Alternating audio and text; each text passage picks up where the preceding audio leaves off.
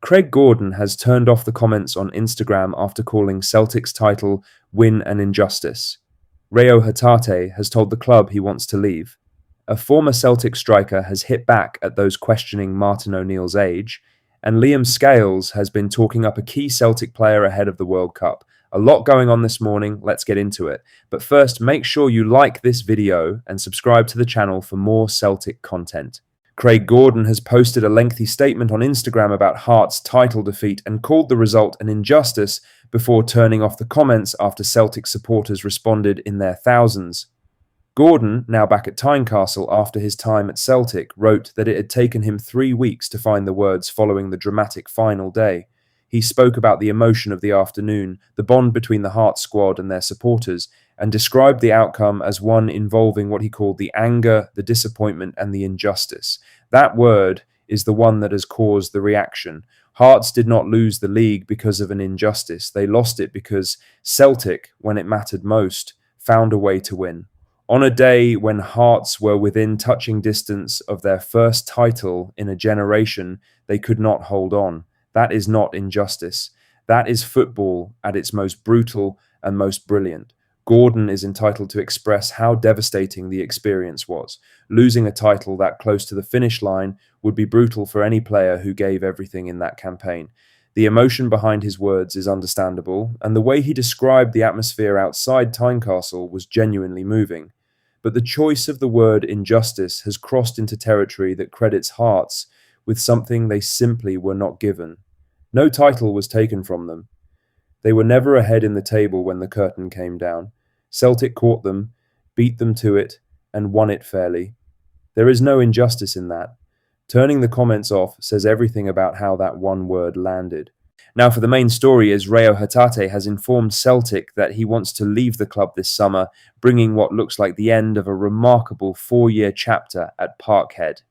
According to Herald journalist Stephen McGowan, Hatate has made his position clear ahead of what is shaping up to be a major summer of change. He still has 2 years remaining on his contract, which means Celtic are in a strong position to demand a proper fee for a player of his quality and profile. The numbers from his time in Glasgow are genuinely impressive. 5 league titles, 3 Scottish Cups and 2 League Cups. 189 appearances. A player who arrived from the J-League as a relative unknown and became one of the symbols of the Ange Postecoglou rebuild. At his best, Hatate was unstoppable. The energy in his pressing, the technique in tight spaces, the ability to carry the ball into dangerous areas and arrive late into the box. His first season at Celtic was as good as any midfield display the club has seen in years. The frustration over the subsequent seasons has been the inconsistency. Injuries have played their part, but even when available, Hatate rarely hit those same heights again with any real regularity.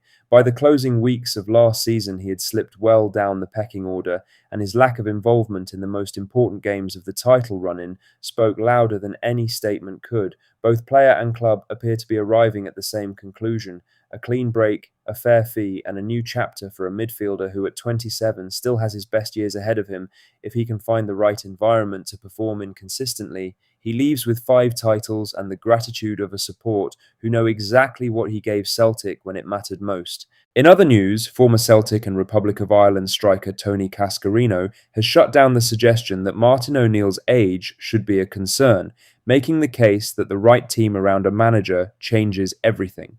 O'Neill is 74 years old and is set to lead Celtic into a new season that includes Champions League qualifying in August. The age question has hung over the appointment since it was confirmed, but Cascarino, who played under him and knows the man personally, is not buying into it. Speaking on TalkSport, Cascarino said, "Yeah, well, look, the drug of football always gets people to go back into it. I know many managers who are out of work at the moment. If they were offered, they'd go back in. And some of them have said that they're done. And Martin's no different.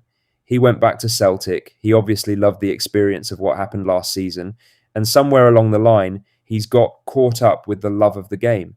He used the example of legendary French manager Guy Roux, who managed Auxerre across multiple decades and was still at the club well into his 70s. Cascarino added, "There was a guy called Roux in France who managed Auxerre a number of times. He'd come back, saved him, And he only admitted, he said, if I've got a job and I can still do it, I employ young people around me and I manage the club and I manage them, but they can do things I can't. And I think Martin's at that stage. It's an incredible football club. Why wouldn't he do it? That is a fair point. O'Neill has Sean Maloney, Mark Fotheringham, and Gavin Strachan working alongside him. He does not need to be doing everything himself. The results last season showed that combination can deliver. Now the focus shifts to what they can do with a proper transfer window behind them. In other news, Liam Scales has heaped praise on Celtic teammate Alistair Johnston, calling him a top-class athlete and a genuine leader who will be vital for Celtic next season.